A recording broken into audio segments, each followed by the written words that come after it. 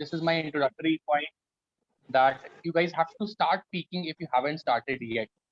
And यही एक चीज और मैं बोलूंगा before I actually take on your questions कि at this point of time being nervous is very normal. Do not panic. Do not panic. नहीं टैटू बना लो हाथ के ऊपर, सर पे टैटू बना लो, जहां टैटू बनवाना बनवा लो. Do not panic. Panic करोगे आप ही का लॉस होगा. Being nervous is all right. And these are two main observations जो starting में मैं बोलना चाहूंगा. And then like let us start with some questions. So gradually और insights में देते रहूंगा. Right, sir. So, sir, first question which I've received from the students is exactly how much answer writing is important. As in, they would like to know the quantum of answer writing they should be doing. Like they're confused between 4 tests or 12 tests or 20 tests, and what should be the best number in the final remaining days. Okay, so just give me half a second, please. Just give me half a second. Sure, sir.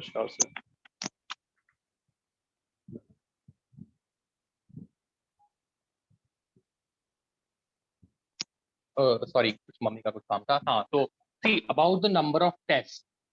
It again very much depends on person to person. Like for example, there'll be many people among you जिन्होंने test लिखा तक नहीं आज तक.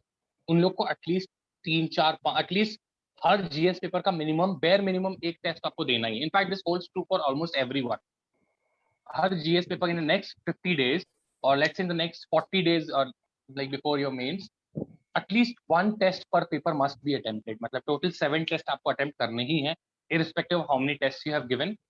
If there's someone who feels that he needs to write more, बिल्कुल लिखिए, but at the same time do not sacrifice analysis of the test or revision of your previous mocks for the sake of solving more tests. ठीक है ना? मतलब आप जो test दे रहे हैं उसका dual objective है. First, it will give you an answer writing practice. Second, जो आपको कमेंट्स मिलेंगे, फीडबैक मिलेंगे, जो आपने बाद में पढ़ोगे उसको रिवाइज करोगे, तो उससे एक आइडिया लगेगा कि what more can you do, what more can be done. So both of these are very important. For people who haven't written any test, please write. For people who have written test, write at least one per subject. Okay, and try to wind this up in the next 30, 35, 40 days. And in the last 10 days before mains, I would personally advise not writing any test. Because क्या हो जाता है कि by chance सबका feedback अच्छा नहीं हुआ, खराब हुआ, तो it has a very negative like effect on you. But यही बोलूंगा, there's no set number of tests that student has to write. But it is recommended that you guys write at least one test. 3 4 5 लिखना है, लिखिए, बिल्कुल लिखिए, but do not sacrifice analysis of your test for the number of tests that you are writing. Okay, thank you so much, sir.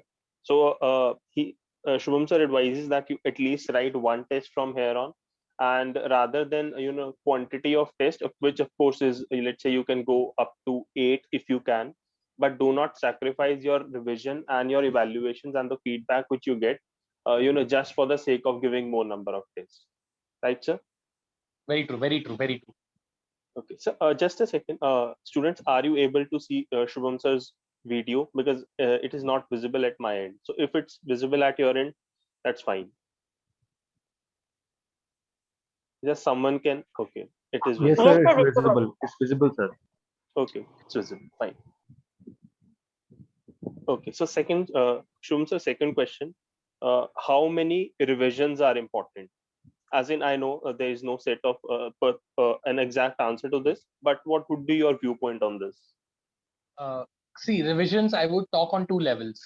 First would be revising your mocks, which is very important. Like, मतलब आपने क्या गड़बड़ किया है, क्या लिखा है, and then what is the feedback given on them. It must be revisited. Try करो at least उन mocks को revisit करने का that you have written between your pre and your mains, right? And about your course, about your GS and everything. See, if you have made notes well and good, you can refer to keywords of those notes and like have a set of keywords in your head.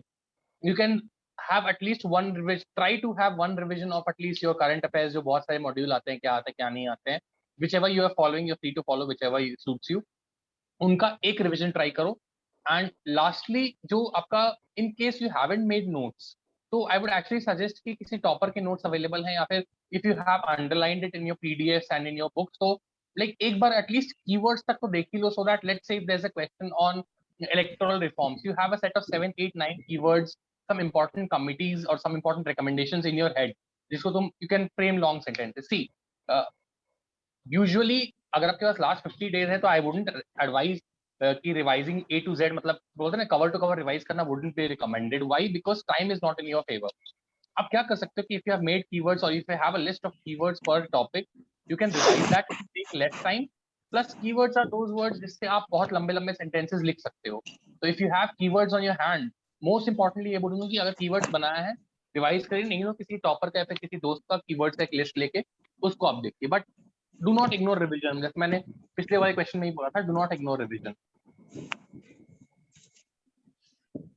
Okay, so Shubham sir says that first would be that you revise your mocks, especially the mistakes you have made between the mocks you have taken between pre and mains, and revising cover to cover is not advisable because, as we said, that time is not in your favor, right? So the best strategy would be that you pick up the keywords and you analyze those keywords and what could be the best you can make out of that keyword, so that at least you cover the the core syllabus in the right direction, and then when you have time you can cover the remaining things. I hope I justified it, sir, right? Definitely, pinpoint. Okay, sir. So the third question which I got from the students, sir, is are the notes necessary? Which of course they are necessary, but how to have the notes which can give you the best output and the best value? See, again, like I'll be very honest, मैंने personally GS के notes नहीं बनाए थे because this was my fourth mains, and fourth mains तक आते आते like you get an idea of almost about everything what you need to write. It's about the quality of writing. So, like coming back to the question, see, notes में इस हिसाब से I would actually suggest if you have made some notes with respect to keywords, जैसे मैंने पिछले question बताया था कि keywords के basis पे if you let's say electoral reforms, you have 5-6 keywords, food processing sector, you have 4-5 keywords, right, and a diagram, something like that. तो आप अगर इसी को रिवाइज कर लोगे, इसी को प्रिपेयर कर लोगे अपने नोट्स के फॉर्म में for the next coming days, it will be very much useful for you, it will be very helpful, right? So this is something that you can. Just a second. So please keep your mic muted, right? This is disturbing the session.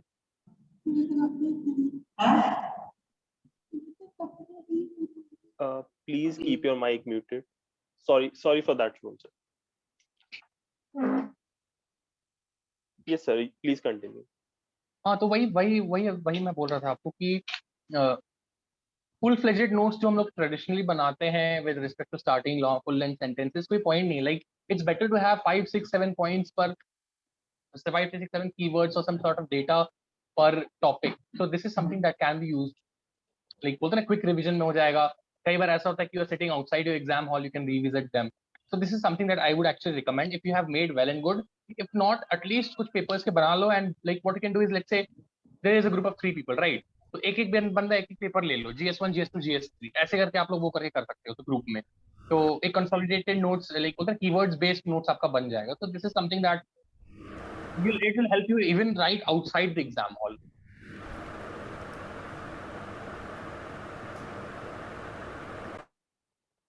Okay, sir.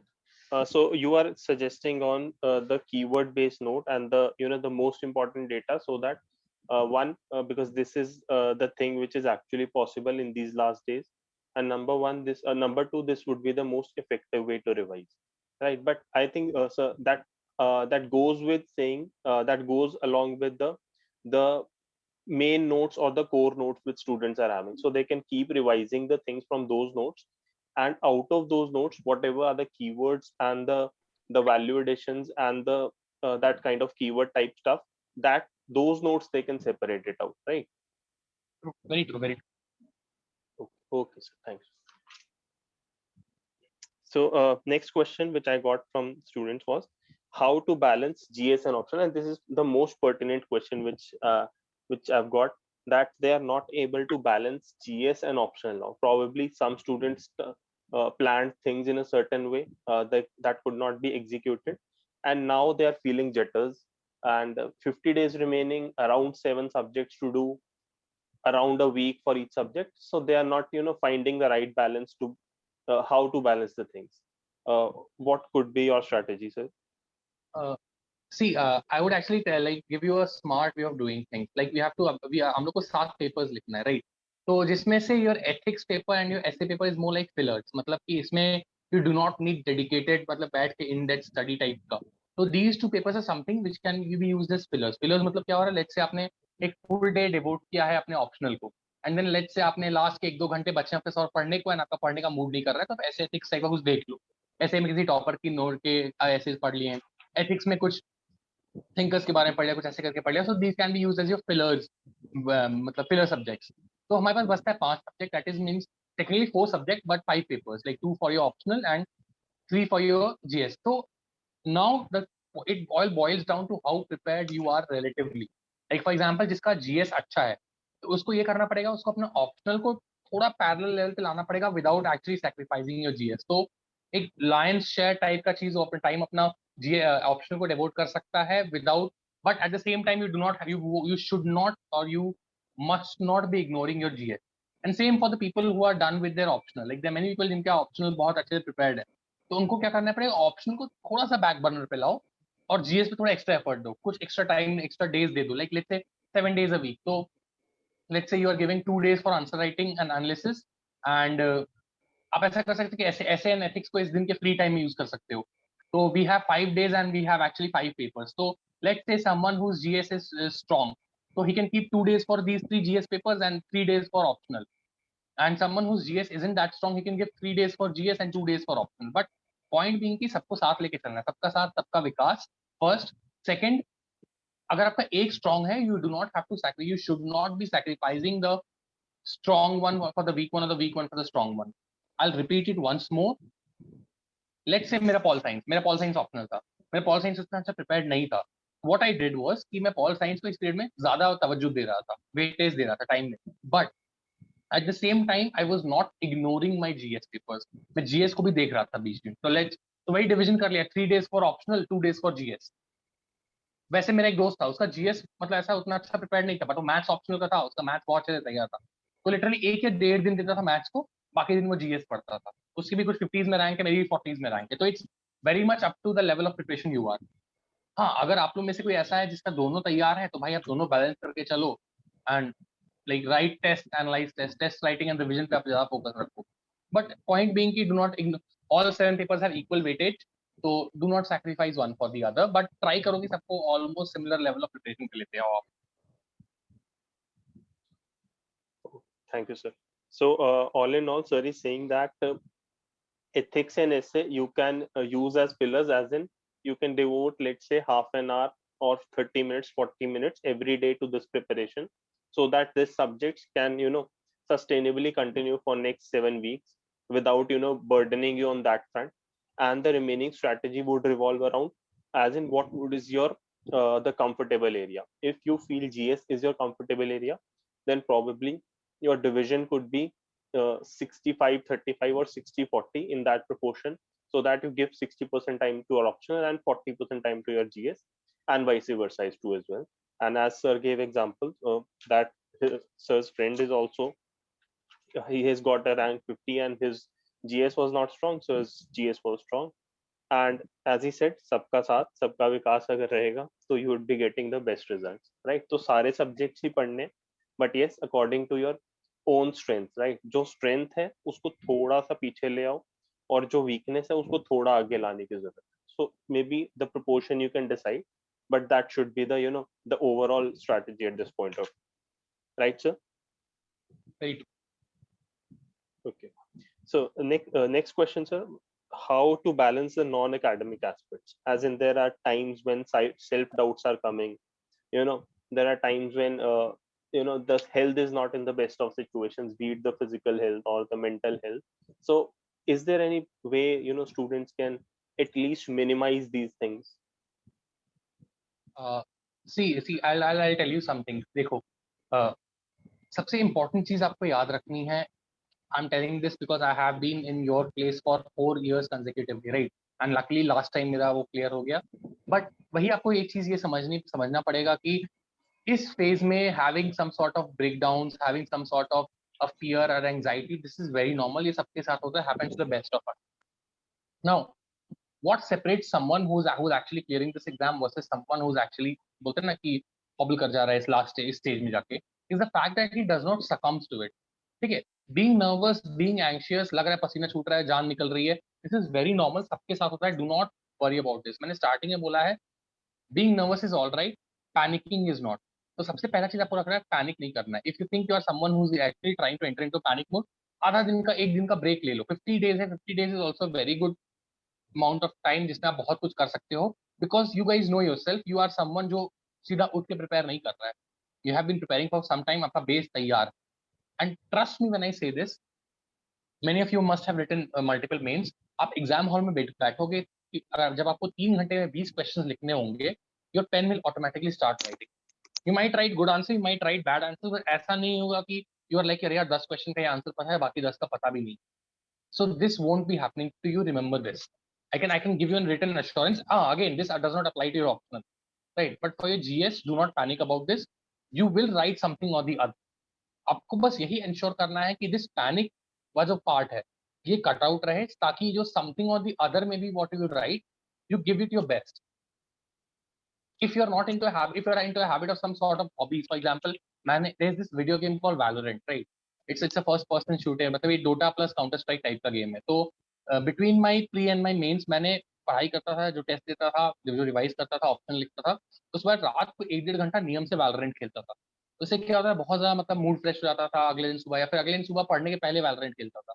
तो if you have some hobby like this, मान सब किसी का workout होगा तो भाई workout कर लो, but at the same time do not, like बोलते हैं ना कि ऐसा मत करो कि you have to, you are preparing for mister Olympia. ऐसे वर्कआउट मत करने लग जाओ कि you might get injured type का. इसलिए if you are having some sort of hobby, किसी का वॉकिंग होगा, किसी का मान लो माइट जॉगिंग टाइप का होगा, किसी का लाइक पेंटिंग से, मेरे एक दोस्त है उसका पेंटिंग था, तो डेली पढ़ के अपने टारगेट कंप्लीट करके पेंटिंग करते. तो this is something that I would advise you guys. कुछ अगर हॉबी है तो ठीक है, नहीं तो at least listen to some sort of music, keep yourself in the game. Point में ये बोलूंगा, नहीं कुछ करने का मन कर रहा है, किस दिन आपका एकदम पढ़ ले, let's say someone is sick, मतलब किसी को बुखार उखार हो गया इस टाइप का, प्रोबेबली उस दिन आपका उतना एफिशिएंसी नहीं हो, तो आप रेस्ट करो, रिकवर करो. एंड जब आप रिकवर कर लो, तो the 2 or 3 days that you miss, try and ensure that you make up for it in the upcoming days. ठीक है, so do not stress about it. Stress होना, nervous होना is very natural. I am telling this one like 2-3 months down the line I was in your place, जहाँ पे आज आप लोग हो. ठीक है, so I can tell it, I want you guys to trust me on this कि stress होना, परेशान होना, anxious होना, पसीना छूटना is very normal. What is not correct is succumbing to it. आपको succumb नहीं करना है, फिर fight the feeling. This is what I would advise you guys. Right. Thank you, sir. So, all in all, sir is saying that stress is normal, and for the students who are sincere, right, this stress will come, and you should at least be happy that okay, this thing is happening to you. That means you are a sincere student, right?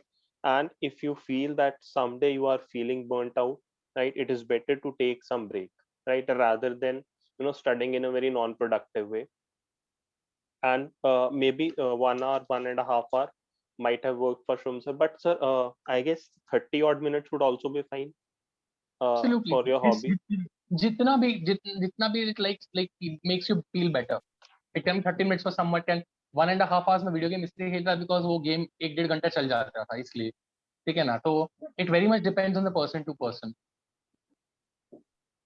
Right. So, whatever hobby you have, maybe if you do not have a hobby, go for a walk for 15 minutes, 20 minutes, and get some air, good fresh air, and that thing will, channelize you again.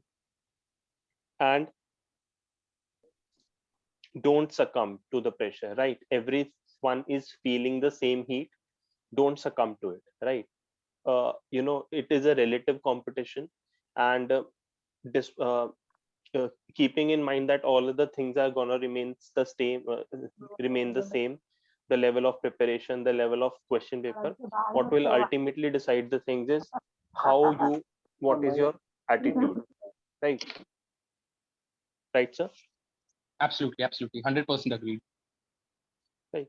So next question, sir. What should be the ideal answer structure? As in, we know that it should be introduction, body, conclusion, but the doubt of the students is how should the body be divided, as in it should be point format, para format, and what should be the ideal length of the sentence, right? It should be a 4 length, 5 length sentence, or it should be 2.5 length sentence. So there are two views in the market regarding this thing. So what worked for you? See, for GS, I always preferred writing in points. इसलिए इसका एक reason है because when you write in paragraphs, you're writing continuously, filling the lines. But when I used to write in points, let's say I wrote point number 1 something, wrote a couple of words, example, and then वो second line, वो उस second line में we have some space left and we jump a couple of lines below. तो पहला बात, it gives you some sort of clarity, तो cleanliness type का रहेगा, एक different type of presentation रहता है. Plus, you are utilizing your paper more effectively. So I was someone who preferred writing in bullets for my GS, and for my optional, which was political science, it was a technical humanities optional, non-technical humanities optional. I preferred writing in paragraphs. So this is something that many aspirants do. Other than that, if you're talking about the structure, तो वही structure वही है, introduction, body, conclusion. अभी after question, there's this question. The question has something core part of the thing, right? So that core part of the thing must be introduced, or it must be brought to the notice of the examiner in the introduction part, and then you can give a small example or some data or some current affairs to substantiate why is it prominent. Then you go on to body. Body addresses the core demand of the question. Body may, like, it depends. Like, let's say 15 mark wale mein you have three parts to the body. 10 markers wale mein usually have two parts to the body. So 4 points per part, matlab ki 7 to 8 points in your body for a 10 marker, and 10 to 12 points for a 15 marker would be a good range, matlab. Okay. And when you're writing your body, like what I have been told by my mentor and what I was actually told, there are many ways. Like, for example, you talk about a problem for poverty. So you can talk about, if there's a question on economic, like poor economic growth, you can always put point number 1, stagflation. So stagflation, you can, instead of writing full length sentences, stagflation is defined as this, you can talk about low growth plus high inflation, या जो भी उसका parameter होता है. An example दे दो कि growth rate India में इतना है, but unemployment rate इतना है. बस ये करना. You do not have to write full length sentences in your GS वाले के answers में. Optional में do not write like this. उसमें full length sentence एक scholarly language रखना है. तो आइडियली बॉडी में क्या होगा, 7-8 पॉइंट्स रखो, हर पॉइंट में given introductory point two the body. Like जैसे बताया ना कि पॉइंट 1 डॉट स्टैग्फ्लेशन, उसके साइड में एरो देके आई गिव अ 4-5-6 वर्ड का what stagflation is, and then I give an example और अ डेटा. तो ये आप कर सकते हो. And in when you come to conclusion, it must be forward looking, it must be optimistic, it must be suggestive.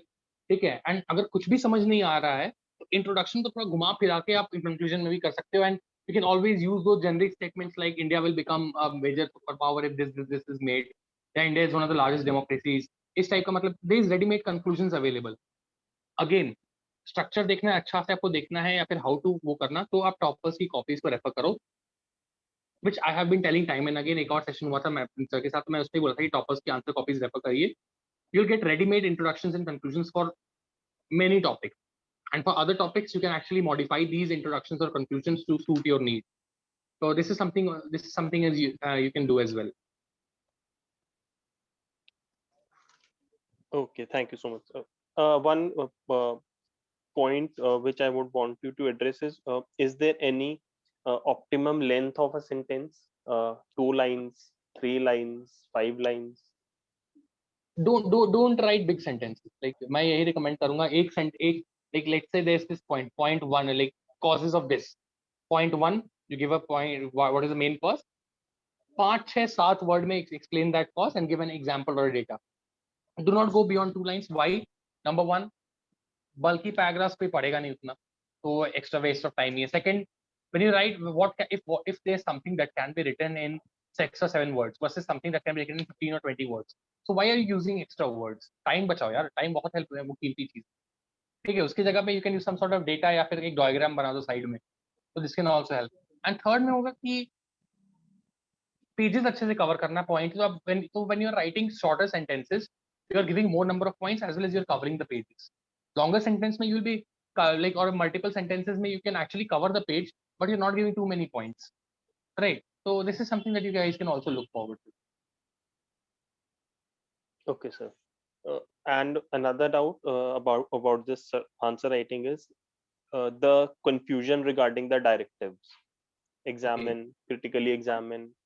Okay. Are there are meanings, definite meanings to each directive, but Okay. the question, but the doubt is how much can we implement this in the real time scenario? Is it really possible to think about each directive and the the meaning it holds, or does the topper do that? See, directives ka, like, they have a purpose ki they'll indicate what type of an answer the examiner is expecting from you. For example, examine versus critically examine. Examine में you go into depth of things. Critically examine में you give a you मतलब आप negatives पे भी focus ज़्यादा करते हो. Like when you are examining, you're giving, let's say, 5 or 6 points in positive and 2 or 3 points in negative. Critically examining, you're giving 4 points in positive and 4 points in negative, right? And then you give an optimistic conclusion. So it is important that you keep directives in mind. But let's say आपका last घंटे में 7 question बचा है, 8 question बचा है, तो उसमें I would actually suggest you to complete papers rather than wasting time thinking over what this directive is expecting out of me. See, most of the directives में the demand is very close. It's not मतलब बहुत ज़्यादा divergence नहीं होता है. The demand of the directives are very close, so it's good that you follow the demand. But under the scene बोलते हैं ना कि कंगाली में आटा गीला टाइप का सीन अगर हो गया, तो उस केस में like you can actually ignore the directives, but then try to be as close to the directive as possible. Okay, sir. So if I were to conclude it, sir, I think it would be that if you can meet the demand of the question and you can present your answer in the most appealing manner to the examiner, I guess that is the ultimate test of your answer. Very true to very fair. Right? So these are small things which are floating in the market कि 2 को ऐसे नहीं लिखना है, 4 को ऐसे लिखना है, एरो नहीं बनाना है, वो करना है, वो करना है, आई गेस ये सब सेकेंडरी चीजें हैं. द मोर इम्पोर्टेंट चीज इज कि आप डिमांड ऑफ द क्वेश्चन कितना मीट कर रहे हैं और उसको आप कितने अच्छे तरीके से प्रेजेंट कर पा रहे हैं एग्जामिनर के सामने. ट्रू. अपने आंसर्स को, again I am very sorry for cutting you in between, अपने आंसर्स को थोड़ा डिफरेंट बनाओ. डिफरेंट कैसे बनाना है, कुछ ज्यादा रॉकेट साइंस नहीं है. Let's say there is this question on resource location वाला, तो ऑलमोस्ट सबको ही क्या कर रहा है, यहाँ पे एरिया लोकेशन है, इसका फैक्टर्स ये है. आप छोटा में एक साइड में एक डब्बा बना के इंडिया का मैप बना दो, थोड़ा शेडिंग कर दो, it will take you 20-30 seconds. Again let's say there is this resource, जो मिनरल रिसोर्स जो केवल साउथ इंडिया में पाया जाता है, तो you do not have to draw whole of India. South India बनाओ, नीचे थोड़ा श्रीलंका बना दो, शेड कर दो, ठीक है, और फिर नीचे तक लिख दो कि resource location, location of this mineral in India. मतलब यही छोटी चीज है जहां हो पाए. Let's say you have, let's say there is this question on why India is poor, for example, ठीक है, तो मतलब इसका core part, this is a 10 mark question, why India is poor. This core part of the question is why India poor, क्या है उसका reasons देना पड़ेगा. बट 10 मार्कर है एंड मैंने क्या बताया, 2 पार्ट में करो, तो you can also suggest some वो. तो जो फर्स्ट पार्ट आपका हो रहा है, why India is poor, right that those in point वाला फॉर्मेट. जो सेकंड पार्ट आपका हो गया, उसके लिए आप कुछ वो हब एंड स्पोक बना लो, कुछ फ्लोचार्ट टाइप का बना लो. तो मतलब इट्स एक्चुअली वेरी एडवाइजेबल कि आप अपने आंसर्स को थोड़ा यूनिक बनाओ. अगेन लेट्स से 12,000 students, if let's say 12,000 students are appearing, even if after every sixth or seventh copy ये मिल रहा है, तो मतलब ये है कि you will actually have an advantage over every sixth or seventh people. Like आपके पीछे 6 लोग होंगे, उस पर आपका एडवांटेज रहेगा.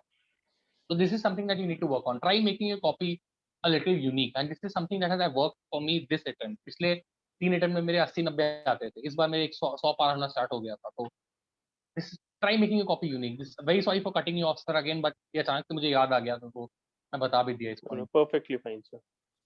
So I guess sir is saying that you can draw regional maps as per the demand of the question, and if you are having those diagrams in your notes, then as per the demand of the question, and if they are fitting into that question, you can place the diagrams at the appropriate at the appropriate place, right? Right, sir. Very true. Very Okay, sir.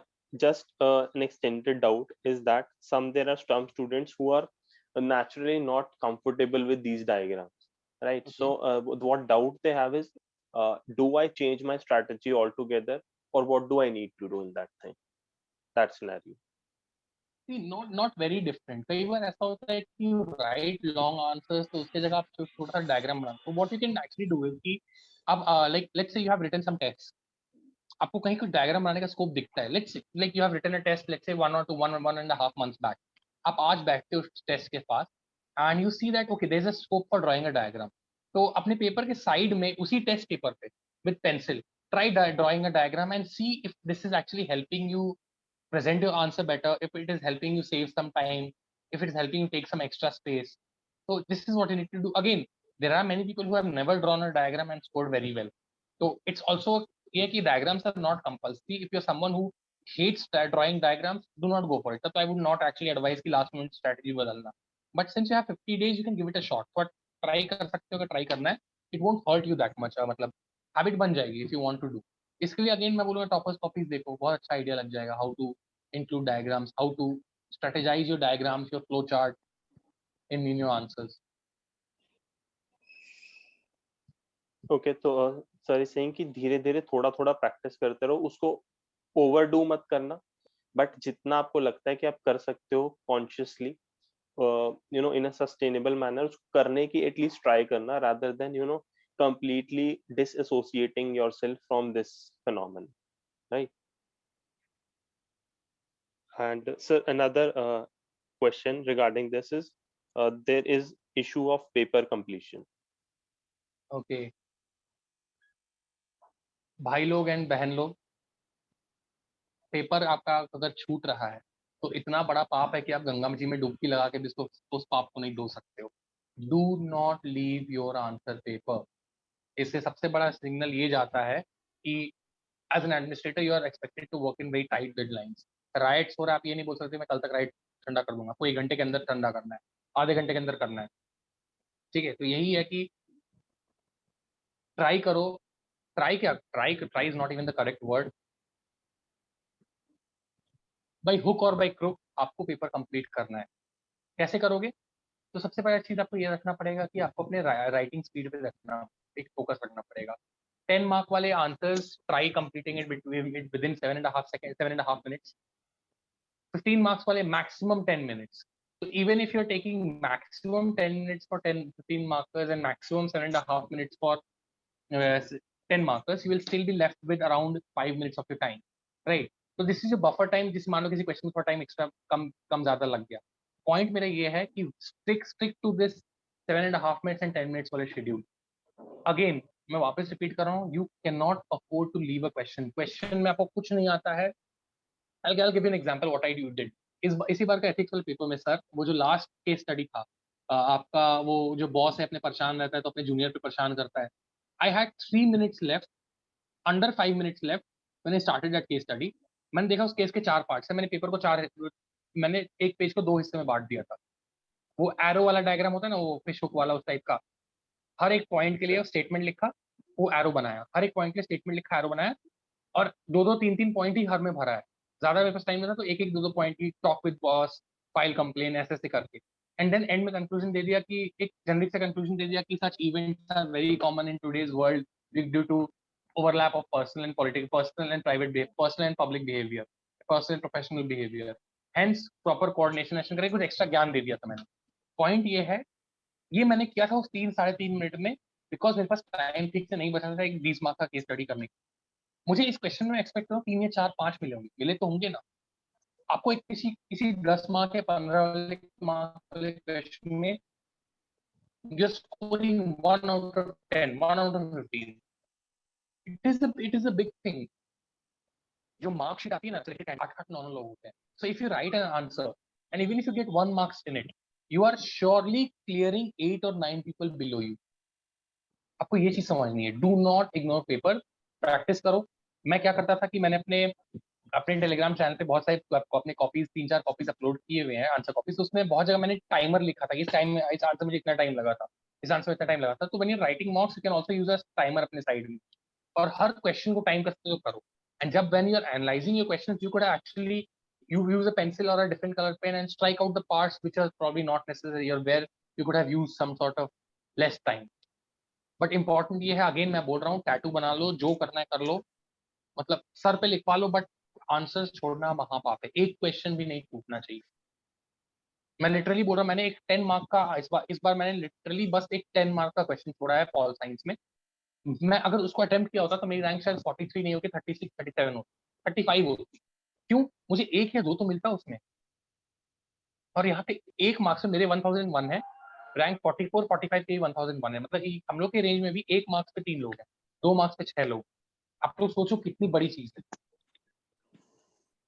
इसलिए do not skip any question. कुछ नहीं हो रहा है, एक diagram बना दो, introduction conclusion लिख दो। इंट्रोडक्शन कंक्लूजन का भी टाइम नहीं है, तो बस वो main part of the question demand लिखो, 3-4 पॉइंट लिखो। अरे यार 1 देगा, 1.5 देगा, 2 देगा, कुछ तो देगा ना। Something is better than nothing, ये आपको हमेशा याद रखना है। ठीक है, I hope I have made my self very loud and very clear and very dramatic with this. 3 attempt तक मैंने क्वेश्चन में पेपर छोड़ता था, बिकॉज मेरे को लगता था 18 क्वेश्चन करने हैं, अच्छे से करने हैं, 2 क्वेश्चन छोड़ दो। 3 अटेम्प्ट तक मैं वापस अटेम्प्ट ही देते रह गया। चौथे में मैं बोला कि भाई मैं 18 20 के 20 लिखूंगा, भले ही उसमें 1-2 कचरा लिखना पड़े, भाग दौड़ करके लिखना पड़े, बट लिखा, and it has paid of. Do not skip questions guys, please do not skip questions. Okay, thank you so much, sir. So I guess the things Shubham sir wanted to convey here was that, of course, quality is important, but as much as important is the quantity, right? So you cannot really afford to leave a question. And sir, I feel that the better your revisions are, the more are your chances to complete your paper, right? Very very true, very true, very true. So in fact what I, अगर yes, yes, sir, in fact please. अगर अगर ये session 2023 वाले बच्चों के लिए होता, तो I would have suggested them कि हर एक टॉपिक पे standard introduction, standard conclusion prepare कर लो। But then since it's only 50 days left, do not get into the things of that. Toppers answer copy पढ़ो, बहुत हद तक आपको एक स्टैंडर्ड इंट्रोडक्शन, स्टैंडर्ड कंक्लूजन लिखने का तरीका पता चल जाएगा, and it will save a lot of time. Time ऐसे वो करो कि एक सवा एक मिनट का आपको, 1.5 मिनट का इंट्रोडक्शन, 1 मिनट का कंक्लूजन, बाकी 4.5 या 5 मिनट में आपको वो लिखना है बॉडी। 8 पॉइंट लिखना है, कितने, 5 का 300, 300 350 सेकंड में। It's not a big deal, हो जाता है, ठीक है ना। Do not right full length sentences. English literature optional नहीं है आपका, जीएस का पेपर है। बहुत बड़ा पॉइंटर मुझे मेरे मेंटर ने बोला था कि do not right full length sentences. Answer एक जो मैंने इशू देखा है amongst the students is that कि शुरुआत के आधे घंटे में 40 minutes 45 minutes they are having the very high intensity कि करना है बट 45 मिनट्स बाद 50 मिनट्स बाद and let's say till 2.5 hours और 1.25 घंटे हो गए जब तक उनकी इंटेंसिटी ड्रॉप कर जाती है वो रियलाइज नहीं करते हैं इस चीज को बट अगर वो इंटेंसिटी एक्स इंटेंसिटी पे काम कर रहे थे इन द इनिशियल 40 मिनट्स तो उनकी इंटेंसिटी कहीं ना कहीं 3/4x हो जाती है x/2 हो जाती है so do you think this happens it does happen, but like if you mind train yourself, you can actually overcome it. Because let's say आप सर्विस में हो, नया नया ऑफिसर जो भी ज्वाइन करता है, बहुत जोश होता है, ग्रेजुअली बीच में बोलता है अरे यार सिस्टम बेकार है, हम नहीं काम करेंगे। फिर जब एंड में के समय आता है कि अरे यार अब तो मेन पोस्ट मिलने वाली है, तब वो उसको जो बीच में रिलैक्स कर गया, उसके चक्कर में तो वो मार खा चुका है। तो it's very much advisable that you be consistent. एक अच्छा एडवाइस इसके लिए वुड बी वो टाइम देखते रहना बार बार कि कितना टाइम बचा है, कितना टाइम बचा है। कई बार लोग आंसर लिखने के फ्लो में टाइम देखना भूल जाते हैं इस टाइप का, तो ये मत किया करें। बट टाइम को फ्रीक्वेंटली देखते रहे, कितना टाइम बच रहा है, क्या बच रहा है। अगेन वही इसका एक ड्रॉबैक ये भी है कि जब बार बार टाइम देखोगे तो you might panic is well. तो वो भी नहीं करना। मैंने स्टार्टिंग बोला कि panic is probably your biggest enemy after procrastination में भी। बट टाइम देखते रहो, खुद को यही बोलते रहो कि भाई टाइम करना है। लेट से लाइक बहुत तो क्या करते हैं कि like what I used to do is कि एक मेंटल वो होता है कि 30 मिनट में 4 जीएस, 4 10 मार्कर्स, या 35 मिनट में 2 10 मार्कर, 2 15 मार्क्स। तो ऐसे करके भी आप अपने आप टाइम को आप वो कर सकते हो कि मैं कितना प्लस माइनस चल रहा हूँ इस चेन में। बट बी कंसिस्टेंट, मतलब ये सर ने बोला 3.75x हो जाता है बीच में जाके, तो मत करो इसको, लॉस आप ही का लॉस होगा। एंड में जाके आपको भागम भाग करना, तो do not do this. So in a nutshell sir complacent नहीं होना है उन 3 घंटों में true, very true, very true, very. Last 2 question sir जो आए हैं एक आपका जीएस का स्कोर का सडन जंप आया है मतलब सडन नहीं आया बट इस ईयर जंप आया है and this is a significant jump right तो what exact changes did you make in our strategy अगर आप 3-4 बुलेट पॉइंट्स बता पाए स्टूडेंट्स को बिल्कुल। सबसे बिगेस्ट चेंज क्या था? Paper completion. Second would be reading toppers answers as much as possible. Third would be beautifying my answers. कैसे? डायग्राम डाल के, data, stats, statistics, fact, figures, कुछ फ्लो चार्ट्स हो गया, स्पेशली इन GS2 में मुझे याद है मैंने इंटरनेशनल रिलेशन के क्वेश्चन में भी आर्टिकल 51 का मेंशन किया था, which is about maintaining friendly relations with your neighbours. ठीक है, मोदी जी को कोट किया था, पीएम मोदी जी को कोट किया था, प्रेसिडेंट कोविड को कोट किया था, लोगों को कोट करना। ऑप्शनल का भी था, बहुत अनदर रीजन वाई मैं जंप हुआ था, बिकॉज ऑप्शनल में अपने थर्ड अटेम्प्ट में अपने से प्रिपेयर नहीं किया, तो ऑप्शनल में भी जंप आया था। Again I kept things very simple, I presented more of an analysis than overloading my answers with scholars and everything. तो पॉइंट ये है कि यही बेसिक छोटी छोटी चीजें हैं। सी आई मेरे जंप हुआ था ऑलमोस्ट 70-80 मार्क्स का, right, and total number of questions जो हमें चारों जीएस पेपर मिला के करने होते हैं दैट इज अराउंड 70 या 80 क्वेश्चंस के आसपास हैं। तो बाहर से देखोगे कि 80 marks jump is a big thing, but at the micro level you see that I am getting a +1 jump only. तो ये यही बोलते हैं ना, स्मॉल इंक्रीमेंटल चेंजेस आपको टारगेट करने हैं। You try targeting that whatever you're scoring 1 mark more than what you have scored in your like in your previous attempt या कोई mock में। You score +1 या +0.75 in one question, 80 question में you will score +60 to +80। तो यही small changes, ये क्या करना है, आंसर में कीवर्ड्स को अंडरलाइन कर लो आप, इंट्रोडक्शन में कुछ डेटा या कुछ करंट अफेयर्स का रिलेटेड इंटीग्रेट कर दो, जहां हो पॉसिबल हो कोई डायग्राम, फ्लो चार्ट, कुछ मैप इस टाइप का कुछ आप बना दो। तो यही छोटी मोटी चीजें करनी है, these are the things that work for me, like बोलते हैं ना, नथिंग रॉकेट साइंस टाइप का।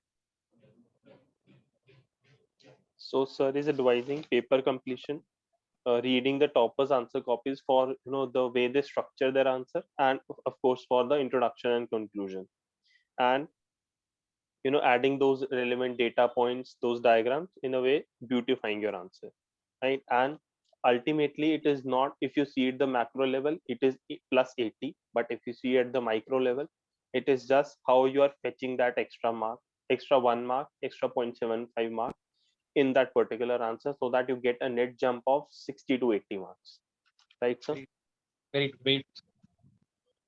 So last question from the student side was, maybe we can discuss this after we are done with the session. So this question was about the 10-day strategy during the paper. So let us just, sir, if you have any more insights from your side.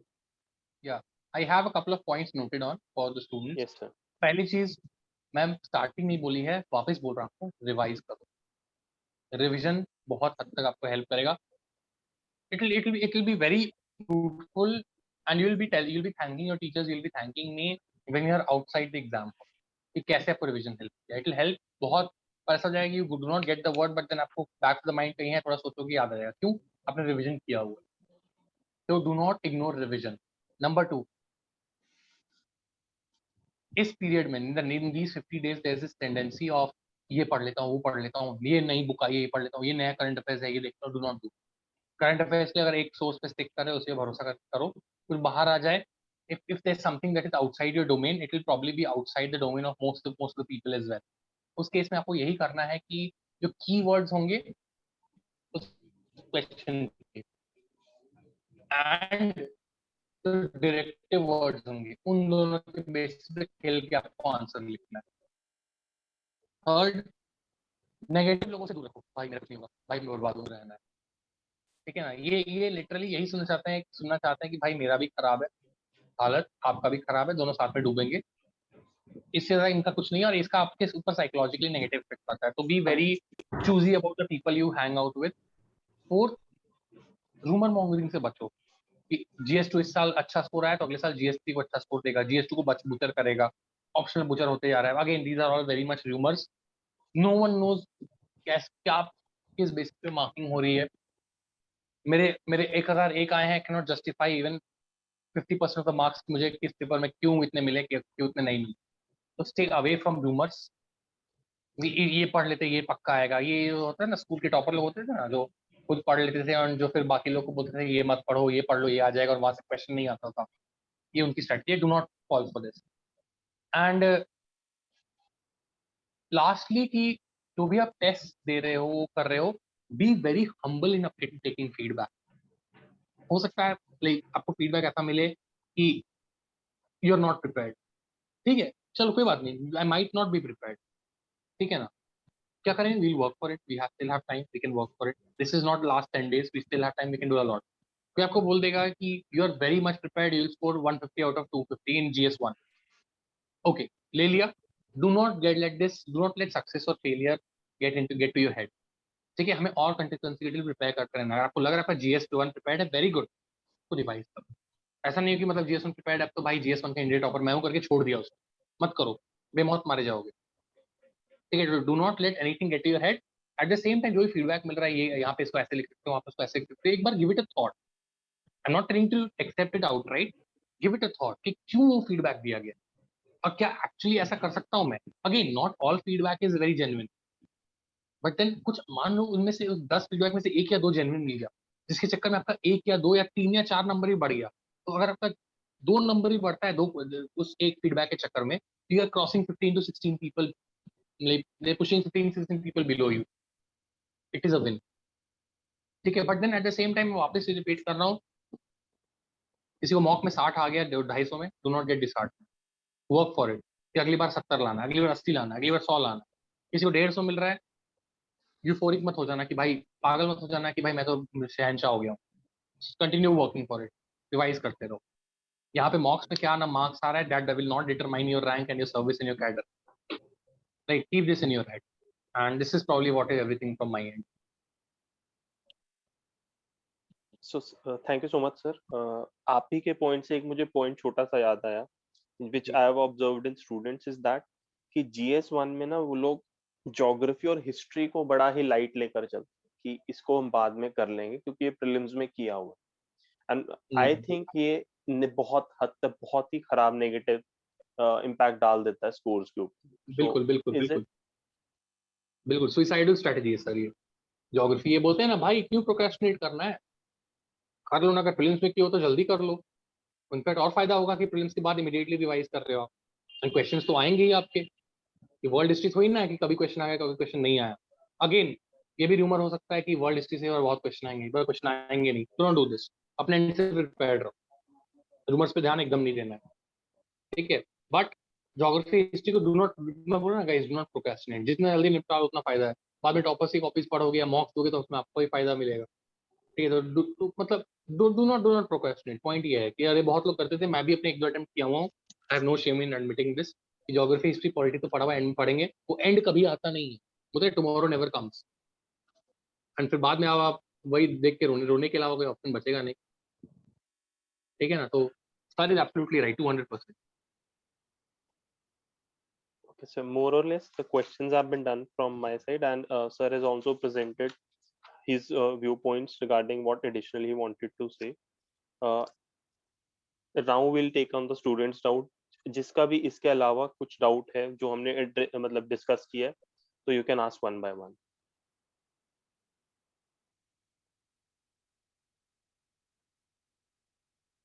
Very yes first of Deepank. All एक चीज मैं ये yes. बोलूंगा, very sorry guys, मैं थोड़ा बीच में कुछ खा भी रहा हूँ तो भूख भी लगी हुई थी, इसलिए guys please I am very sorry. I try my best to answer your question, but थोड़ा मुझे भूख लगी इसमें खा भी रहा हूँ बीच में। Again this is something that should not be done professionally, but at the same time I am human, I am hungry. ठीक है, No, absolutely तो no issues, sir. Thank you. So can I ask the question? बिल्कुल बिल्कुल बिल्कुल। Hello, sir. Sir, actually कल I wrote an ethics test and उसमें okay time management काफी खराब हो गया फर्स्ट चीज। एंड उसमें मुझे लगा जैसे इतना ज्यादा डायनेमिक है जो थ्योरी वाले क्वेश्चंस हैं that I fail to put, जो भी मैंने प्रिपेयर किया था ना, I couldn't put it there. तो इज देयर सम वे आपने कुछ डायमेंशंस प्रिपेयर कर रखे हो ऐसे क्वेश्चंस के लिए थ्योरी में, on which we can open it, जहाँ पे फ्रेमवर्क्स हो, समथिंग लाइक दैट, जिसपे हम we can take it to the exam hall and put some questions in it, सारे तो नहीं हो पाते। एंड सेकेंडली और डाउट है मुझे, I don't know how relevant it is, but UPSC जो शीट्स होती है उसमें आई थिंक 4.5 पेजेस का स्पेस मिलता है केस स्टडीज लिखने के लिए। तो एंड आई सॉ सम अभ्यास copies, a lot of toppers have completed those 4.5 pages, and 4.5 pages is a huge thing to complete. So should we restrict our case study space to these 4.5 pages पूरे complete करने चाहिए या 3.5 में करना चाहिए? What should be the strategy for this? Because otherwise time management का बहुत issue आ जाएगा if I 4.5 pages complete.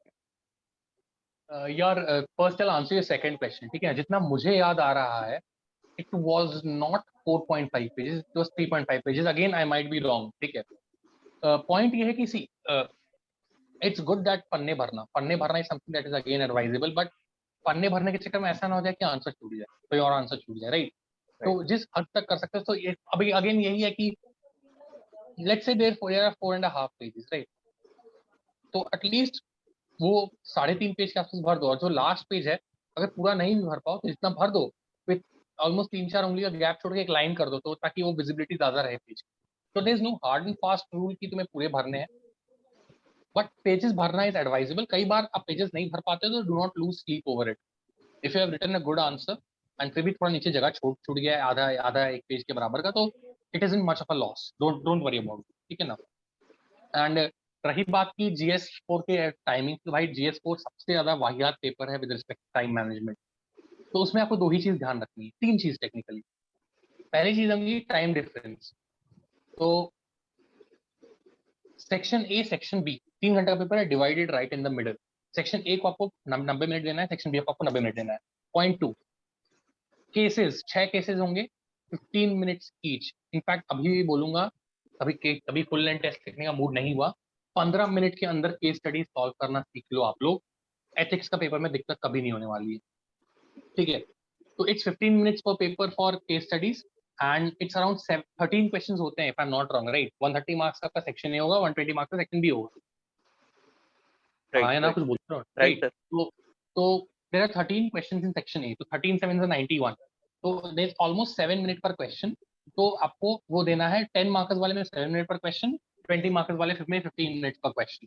तो 15 मिनट्स में केस स्टडी सॉल्व करना सीख लीजिए आप लोग, जीवन बहुत आसान रहेगी, प्रैक्टिस भी करते रहिए। नाउ टू योर क्वेश्चन कि आपका उसमें स्टैंडर्ड ओपनिंग या स्टैंडर्ड कंक्लूजन है कि नहीं, तो एथिक्स में यूजुअली 2 टाइप के क्वेश्चन होते हैं। एक होते हैं जो question related to some sort of values या फिर कुछ फैक्ट, कोड ऑफ चार्टर हो गया, सेल्फलेसनेस हो गया, ऑनेस्टी हो गया, राइट ठीक है? राइट इसके लिए always start off with the standard definition, and then एक एग्जांपल, एक रियल लाइफ एग्जांपल, या फिर what is the importance in civil services, and then you go on gradually. ये करो, ठीक है? ओके कोड ऑफ कंडक्ट वाले में, एक सिटीजन चार्टर वाले में इसमें। दूसरा आपका होता है जो कोर्ट बेस्ड क्वेश्चन होता है, ठीक है ना? तो कोड बेस्ड क्वेश्चन में आपको यही स्टार्ट में यही करना है कि कोड को इंट्रोडक्शन देना है, कि वो सही नॉट इंट्रोडक्शन, एक सिंप्लीफिकेशन देना है कि what does this code means, और हर कोड के पीछे एक वैल्यू होगा कि this code is targeting this value. आपको अंडरस्टैंड करना है वो वैल्यू क्या है, एंड एक बार जब आपने कोड का मीनिंग समझा दिया, आपने वो वैल्यू पकड़ लिया, फिर जो अदर टाइप ऑफ क्वेश्चन होते हैं ना आपके, जिसमें value based questions, the other type of 10 markers, it becomes just that. तो यही करना है, सर ठीक है? इसमें हो ये रहा है कि I am not able to open the, मतलब डायमेंशंस उतने नहीं खोल पा रहे हैं, तो I was asking if you had something like ऐसा कुछ फ्रेमवर्क की उस समय स्ट्राइक नहीं करता है, बाद में तो we are able to do that, if you had some give me an example if you can recall. Give me an example, मैं ट्राई करता हूं कुछ ऑन द स्पॉट सोचने, ऑफ अ क्वेश्चन, या of a question. just a second, I have one question. For example, there is a question, uh, just a second, sir.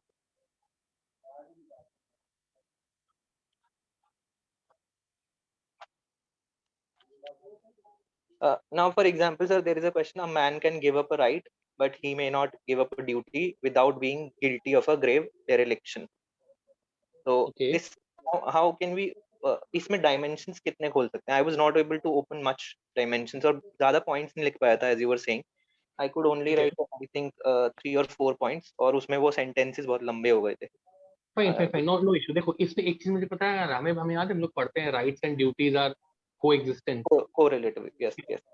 तो इसमें एक बहुत अच्छी चीज मुझे ये याद आ रही है, I'll tell you the point, tell you couple of points as well. इसमें बहुत Yes, अच्छी चीज याद आ रही है, why don't you draw a Venn diagram? right. तो एक सर्कल बनाओ राइट्स का, एक सर्कल बनाओ ड्यूटीज का, उनको ओवरलैप कराओ, शेड करा के लिख दो आइडियल सिटीजन, या फिर whatever the question is demanding, उसके बॉक्स में डाल लो, ठीक है? This Yes, is something that like again it beautifies your paper, right? Now right and duties में गिव अप का जब ये क्वेश्चन आता है, तो you can talk about different aspect की राइट एंड ड्यूटीज की। अब आप थिंकर्स का पर्सपेक्टिव दे सकते हो कि the thinkers of west had focused on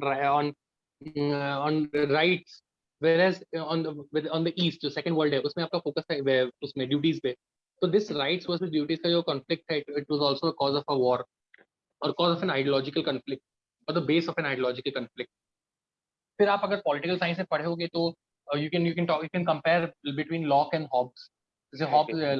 Hobbs ने क्या बोला था कि सारे राइट्स सरेंडर कर दो except right to life, but Locke में आपका बोला था कि कुछ राइट्स अपने पास रख लो, आप सारे राइट सरेंडर नहीं करने होंगे। तो Right, इस पॉइंट ऑफ इस लाइन ऑफ थॉट पे आप कुछ बोल सकते हो। फिर आप एक right. रियल वर्ल्ड के एग्जांपल से दे सकते हो कि एक आपने जैसे फैमिली हो गया, फैमिली में कि बहुत सारे अपने जैसे जैसे जॉइंट फैमिली में बहुत लोग हैं, तो जॉइंट फैमिली में कई बार people give up their right to speak, Right. ठीक है ना, बहुत बार लोगों के व्यूज काउंट नहीं होते हैं, बट उनकी ड्यूटी दे परसिस्ट। Okay, okay.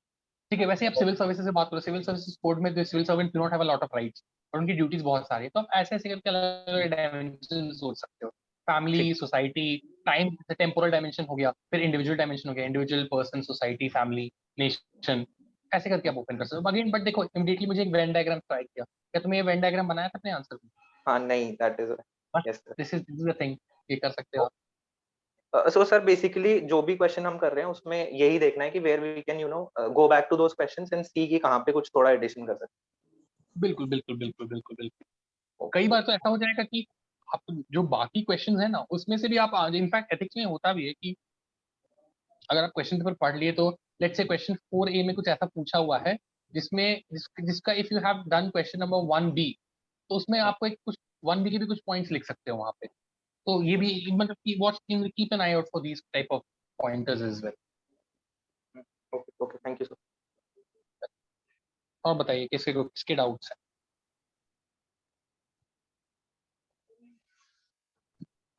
बस एक ही बंदे का डाउट है? Any other doubt? Anyone? ऐसा ये तो नहीं शर्मा हो रहे हो सकता क्या? डाउट ना हो। ये जो शर्मा भी रहे है हैं क्या? Sir is answering in such a wonderful manner, in such a friendly manner. आप प्लीज पूछिए। हो गया ना। ये कैसा doubt?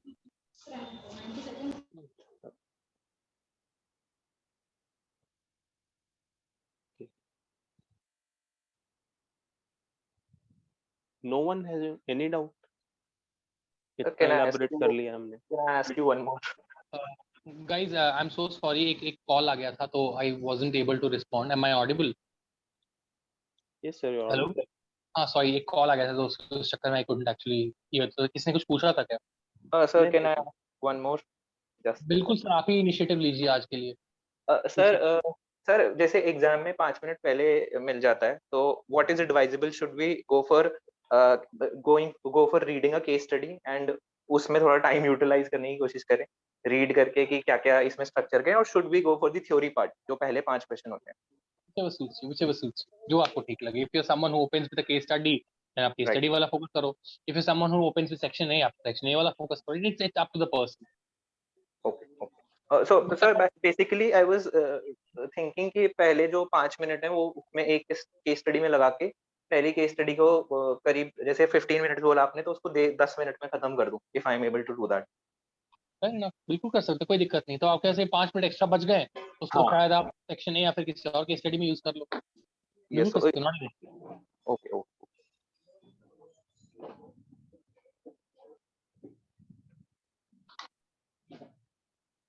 Any other doubt to anyone?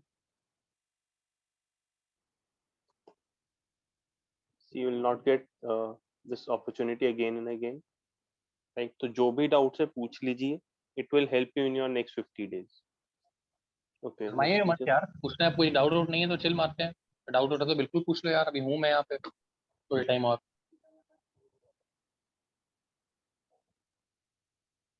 मेरे को लग रहा है सबको ईयरफोन के कैमरा तो बंद किए हुए, सबने ऑडियो वाला भी बंद करके बैठा हुआ है, इन लोग को पता ही नहीं चल रहा है क्या हो रहा है। जैसे एक बंदे ने ऑन किया हेलो, तो उसने 2-3 डाउट पूछ लिए। हाँ बताइए बताइए, finally someone. Good evening sir. Good evening भाई। सर मेरा PSIR ऑप्शनल है. एक मेंस मैंने पिछला मेंस भी दिया था. तो सर उसमें पेपर 2 में मेरे बहुत कम मार्क्स थे, मतलब सिर्फ 90 मार्क्स थे. ओके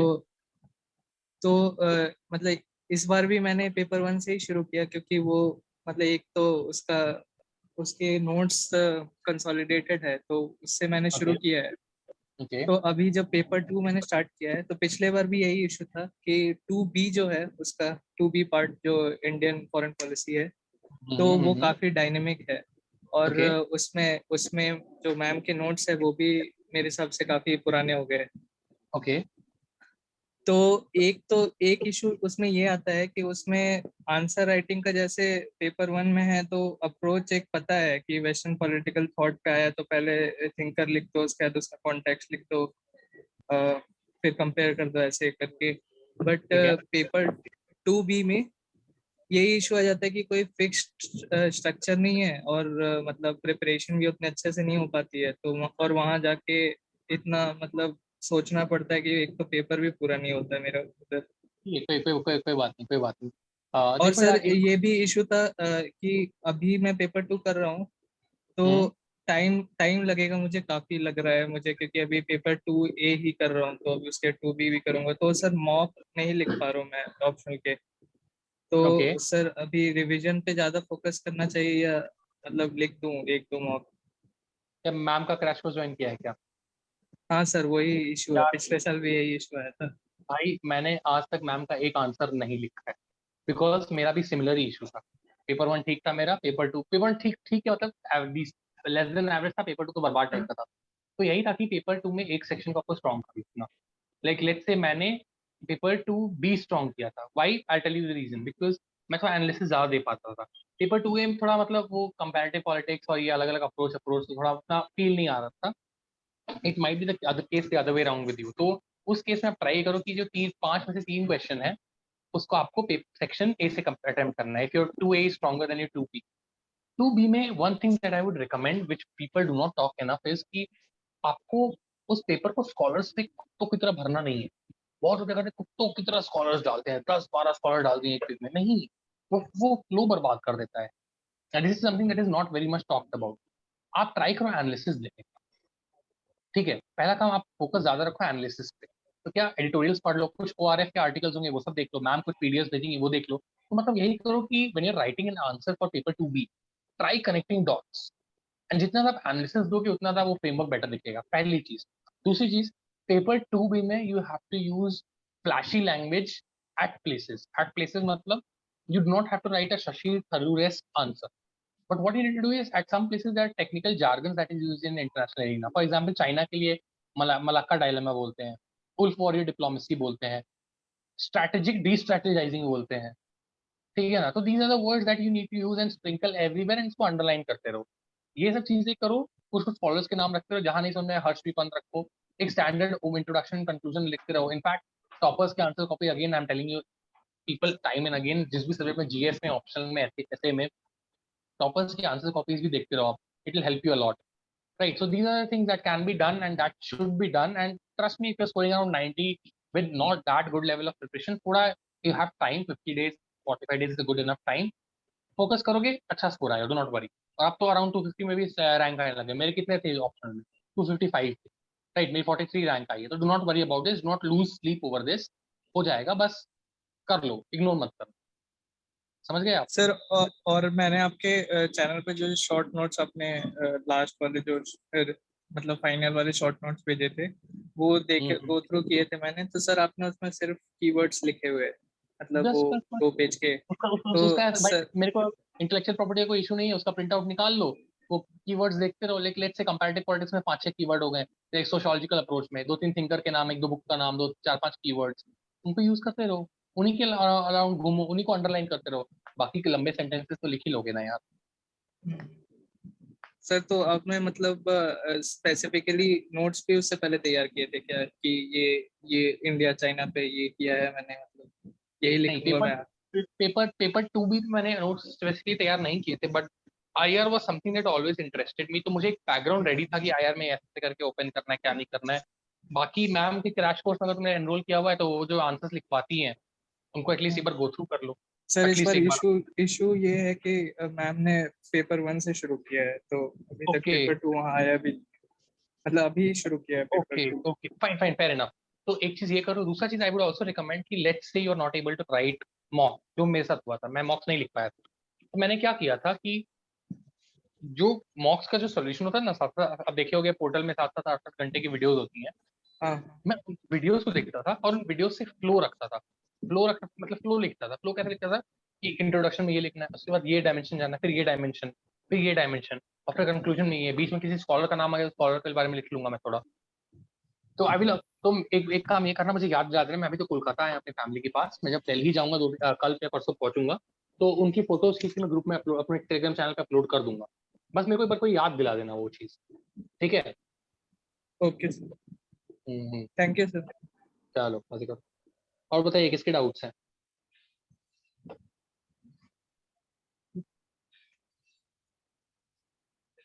Any other भाई, doubt, anyone? कोई डाउट्स नहीं लग रहे हैं। I guess no more doubts. Just the last question which I had left that time was what should be the strategy during the last 10 days, during those 10 days during the exam. Okay, so last 10 days and those days between exams, उस period में going through your writing tests is something that I personally would not recommend. तो जो test है उनको revise करो, कुछ keywords based note आपने बनाए हैं या फिर ऑनलाइन से मिले हैं उनको देखो, and let's say you have 5 in the 5 days preceding your GS papers, तो 5 पेपर्स वाला फ्राइडे सैटरडे संडे वाला, उस पीरियड में डू नॉट गो फॉर, उस पीरियड में अपना ऑप्शनल मत देखते रहो, ठीक है? इन 5 days में यही करो कि थोड़ा टाइम एथिक्स को दे रहे हो तो एथिक्स को दे रहे हो, सब पेपर को थोड़ा बहुत देखते रहो, कीवर्ड्स देखो, अपने मॉक्स को वापस रिविजिट कर सकते, रिविजिट कर लो, एटलीस्ट अपने बेस्ट मॉक्स को तो रिविजिट करो ही। एंड एग्जाम हॉल के बाहर अगर थोड़ा बहुत नोट ले आके बहुत नोट ले आके पढ़ते हैं तो वो भी आप देख सकते हो, लास्ट मोमेंट डेटा देख लो, बहुत इंपॉर्टेंट। मैंने अपने टेलीग्राम चैनल पे GS1 GS3 का डेटा डाला हुआ है, वो देख सकते हो डाउनलोड करके। Between your optional and your between GS and your optional का जो वीक है 5 दिन है, उसमें वही है कि एक लैंग्वेज जो आपका लोकल लैंग्वेज पेपर है, तो उसमें आप ये कर सकते हो कि you can read a newspaper, कोई भी किसी एक दिन का न्यूज़पेपर लो, कुछ स्पेलिंग्स हो गई इसलिए क्योंकि, फॉर एग्जांपल हिंदी में मैं क्या करता था कि कोई एक, लेट्स से किसी भी एक रैंडम दिन का न्यूज़पेपर उठाया हिंदी का, तो उसमें जो ऐसे कीवर्ड्स होते थे, ऐसे क्योंकि, इसलिए, स्पेलिंग्स वेलिंग्स, ये सब देख लेता था ताकि एग्जाम हॉल में आके गड़बड़ ना हो। लैंग्वेज पेपर के लिए इतना ही कर लो, it will be more than enough. Other than that, जो बाकी 5 दिन है plus that 1 day of your language paper devoted to your optional, at least. जैसे मैंने क्या किया था कि मॉक्स अपने लैंग्वेज पेपर वाले डे एंड वो जो 5 दिनों में अपने जो ऑप्शनल के जो, मैंने बताया था ना किसी भाई को यहाँ पे कि वो फ्लो वाले नोट्स बनाए थे वो मॉक टेस्ट से, मैं उनको देखता था, तो that help me a lot. So this is something that you can do, revising your focusing on your optional point, and lastly most importantly chill रखो, ठंडा रखो, try अपने आप को फोकस करने का वो करो, ठीक है? Okay, Rahul is asking till what time should I stop writing my test? आप लोग का मेंस कब से स्टार्ट हो रहा है? Mains is starting around September 16, I guess. September 16 ना, तो अराउंड लेट्स से 5 सितंबर तक मॉक्स का सिलसिला वाइंड अप कर दो, लिखने मॉक्स लिखने का सिलसिला, ठीक है? Okay, 5th September, as in 10 days before the exams begin, we should be stopping the mocks, right? Yes. Okay, and one question from Deepak, I guess, how to prepare polity and economy. Polity के लिए तो लक्ष्मीकांत बहुत अच्छी book है, तो उसी से देख लो, कुछ नोट्स बनाए तो ठीक है, नहीं तो कुछ टॉपर्स हैं उनके नोट्स पढ़े हुए उनको आप देख सकते हो, जैसे ऋषिकेश रेड्डी सर हैं, उनके नोट्स आप देख सकते हो पॉलिटी के लिए। इकोनॉमी के लिए at this point of time next 50 days में I wouldn't advise you to start reading a book if you haven't read a book। आप क्या कर सकते हो कि इकोनॉमी की जो मेन 365 टाइप के आते हैं, इनफैक्ट पॉलिटी का भी आता है, आप ये देख लो, तो उसमें थोड़ा बहुत एक्स्ट्रा चीजें एक्सप्लेन करते हैं ये लोग, तो मोस्टली करंट अफेयर्स बेस्ड चीजें ही होती है इकोनॉमी में, तो आप वो फॉलो कर लो। बस at this point of time sir, क्यों सर, मैं सही बोल रहा हूँ ना, बिकॉज नया बुक स्टार्ट करना वुड नॉट बी रिकमेंडेड, हाँ जी, राइट? बिल्कुल सर, नई बुक तो नहीं होगी recommended, बिल्कुल। नहीं, I guess ये जो question है सर, ये ना centered around static, I guess more or less students are comfortable with the current part की ये तो करना ही है। The अच्छा, thing is कि इनको शायद डाउट रहता है कि लक्ष्मीकांत कैसे पढ़नी है, अगर पढ़नी है तो अब, and economy में भी don't lose much sleep over it। अब static part जितना करना था कर लिया, पॉलिटी के लिए make a list of important articles, important judgments, important commissions, important recommendations of important committee। in fact personally मैं सबको recommend करूंगा, thank you so much for bringing this question जो भी लाया, and सर आपको भी thank you। एक chapter है लक्ष्मीकांत में, लास्ट चैप्टर, वो national commission for review working of constitution, right? उस चैप्टर को चार्ट जाओ मतलब do not mug it up, but at least उस चैप्टर 2-3 बार रिवाइज करो, बिकॉज उसमें बहुत सारी चीजों के प्रॉब्लम्स, बहुत सारी चीजों के सोल्यूशंस दिए हुए हैं, ये इसके लिए ये प्रॉब्लम है, इसके लिए ये सोल्यूशन है, तो वो चैप्टर देख लो, बहुत ज्यादा आंसर्स में हेल्प करता है। मुझे भी हेल्प किया था इस पर बहुत ज्यादा, बिकॉज वो चैप्टर में अच्छे टाइम दिया था। एंड इकोनॉमी के लिए कोई ऐसा गिवन बुक्स तो मैं अभी इस पॉइंट ऑफ टाइम में रिकमेंड नहीं कर पाऊंगा। जितना पढ़ा है अपने प्री के लिए, like be confident with that. Economy में usually they don't ask static questions कि what is GDP, what is NPP, सब नहीं आता है usually. Okay, sir. I guess एक थोड़ी सी maybe a safer strategy would be कि जैसे इस साल 2 क्वेश्चंस थे जो बिल्कुल ही बेसिक पूछ लिए थे उन्होंने, रेवेन्यू और कैपिटल बजटिंग का डिफरेंस पूछ लिया Budgeting, था। हाँ. तो और एक था जीडीपी 2015 में क्या चेंजेस लाए गए। तो अब इस टाइप के क्वेश्चंस यूजुअली स्टूडेंट्स कोई भी प्रिपेयर नहीं कर सकता है, नहीं। राइट? तो और ये होता है कि प्रीलिम्स तक हमें अच्छे से याद होते हैं, but between the gap of pre and mains हम भूल जाते हैं। तो इस टाइप के क्वेश्चंस अगर 2022 में भी रिपीट होते हैं, which is just the core static, तो how can the students tackle this thing in the most effective manner? तब वही करना है कि जो भी आप बुक्स फॉलो करते हो, जो स्टार्टिंग के 4-5 चैप्टर हैं आपके इकोनॉमी वाले बुक के, जिसमें आपके जीडीपी, एनपीपी, बजटिंग ये सब के जो स्टार्टिंग 5-6 चैप्टर है, उनको एक बार रिविजिट कर लो बहुत क्विकली। नहीं तो आप क्या कर सकते हो, किसी टॉपर के नोट्स उठाओ। जैसे ऋषिकेश रेड्डी का मैं नाम ले रहा हूँ, ऋषिकेश रेड्डी सर का, तो उनके नोट्स में उन्होंने थोड़ा बहुत इस सब के बनाए हैं सब चीज पे। तो ये इनको देख लो एंड होप करो इन्हीं के अंदर रहे, बिकॉज इनके बाहर से अगर कुछ पूछ दिया तो भाई वो सबके लिए बर्बाद है। तो आपको कॉमन सेंस यूज करना पड़ेगा। अगेन जो कैपिटल बजटिंग और ये जो क्वेश्चन था, इसको अगर आपको if you understood the word what is the difference between capital expenditure, revenue expenditure, capital receipt, revenue receipt, तब क्या क्वेश्चन बहुत हद तक खुद से लिख भी सकते थे, ठीक है ना? तो इट्स लाइक कि जो बेसिक पढ़ा है पढ़ लो, एंड थोड़ा बहुत कॉमन सेंस भी यूज करना पड़ेगा, प्रेजेंस ऑफ माइंड भी एग्जाम हॉल में यूज करना पड़ जाएगा इन क्वेश्चंस पे आपको। Okay, thank you so much, sir. Sir, So I guess sir, can I ask one question? हाँ बिल्कुल सर, पूछिए। Sir, with respect to mains 365, तो last attempt में I read it cover to cover, but I felt that वो cover to cover बहुत ज्यादा मतलब high impact चीजों पे focus करने का ज्यादा मतलब ज्यादा benefit होना चाहिए। So what do you advise with respect to 365 कि खाली वो major topics पे focus करना है या फिर cover to cover read करना? यार देखो मतलब again, since cover to cover experience hasn't been good for you, but I would still advise reading it cover to cover at least once, because यार पता है ना, मतलब ये नेचर ऑफ एग्जाम आपने देखे होगा लास्ट ईयर के पेपर के बेसिस पे या प्री के बेसिस पे, कि it is becoming very unpredictable. What might seem fringe to you might seem very important to some examiner या फिर for the paper setter, right? तो क्यों ही रिस्क लेना है? लेट्स से पॉलिटी में कुछ को लिख पाओगे, साइंस एंड टेक में मतलब कुछ लिख ही ना पाओ, ब्लू एलईडी टाइप का कुछ ऐसा वियर्ड शिट आ गया। तो इसलिए मतलब आई वुड स्टिल सजेस्ट कि कवर टू कवर पढ़ लो। हाँ, ये कर सकते हो कि जो फ्रिंज टॉपिक्स हैं उनको आप बोलते हैं ना, ग्लैंस थ्रू कर लो और कोर टॉपिक को डिटेल में पढ़ लो।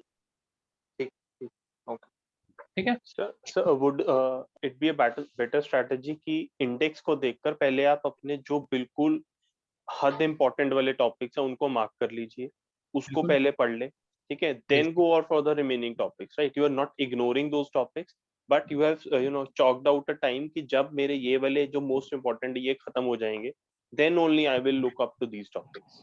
बिल्कुल this can also be done. ये कि बिल्कुल कैसे, बट वही है कि at the end of the day do not, वो होता है ना कि टुमारो नेवर कम्स, वो नहीं होना चाहिए। राइट, इग्नोर मत करो, ये बोलूंगा मैं आपको। Hello. अब Hello. बताइए sir. Hello, sir. Sir, I हाँ have a बताइए। doubt. Like, right now, should we go for reading the economic survey and budget? Means I have the basic idea for the preliminary point of view. I'm just asking for no main. No no, बहुत मन कर रहा है At पढ़ने का, all. एकदम अगर बहुत ज्यादा मन कर रहा है नहीं, तो मन कुछ नहीं है।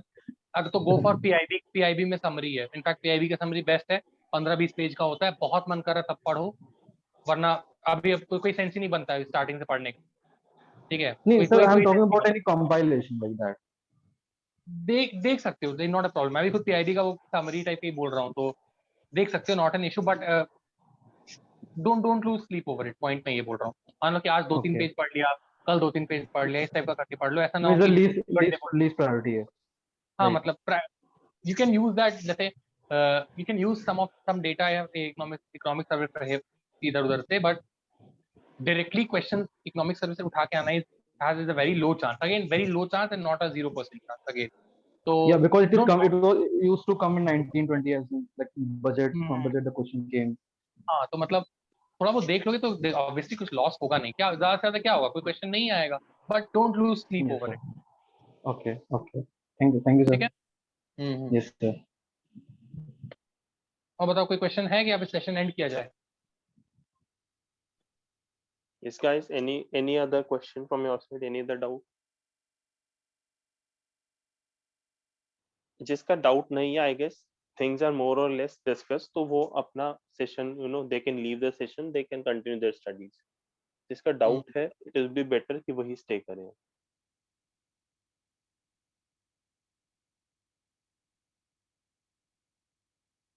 अपेरेंटली डाउट सब खत्म ही है सबके। आई गेस डाउट्स नहीं है और so thank you everyone for joining, and thank you Shubham sir for taking out Thank you, sir. a time from your schedule, right? It was really Welcome. an honor to have you here, Welcome. right? You have been extremely, Likewise. Thank you for inviting me. it is a pleasure sir, it is a pleasure. You've been बहुत ही frankly आपने बहुत ही connecting to the students, आपने सारे doubts address कर दी, right? I tried my best. मैं भी तो 3-4 महीना पहले उसी स्टेज पे था sir. Right sir. So thank you so Thank much you so sir, very much, and sir. Have a I nice day. guess Best we of luck can end the everyone. session. And अच्छे से करना है, पूरा paper attempt करना है, revision पे focus रखना है, सिली मिस्टेक्स, रूमर मॉन्गरिंग, इनके पीछे नहीं भागना है। Right your मॉक्स, depend on your comfort zone, but at least right one mock पर subject and analyze your mocks within a very open mind. And other than that, do not like rush behind multiple sources, and most importantly, have faith on yourself. Be calm. Nervous hona is all right, panicking is not. And this is what, like Deepak was probably asking, what you 50-day strategy. This is the 50-day strategy that you need to cover, right? So that's all from my end, and best of luck to you guys. Hopefully आप लोग में से भी कोई आके अगले साल यहाँ पे सेशन लेगा बच्चों के लिए। Right, that should act as a very big motivation for everyone. Wait. चलिए, So thank you guys, so much. thank you so much sir. We are ending the session, and thanks for being here.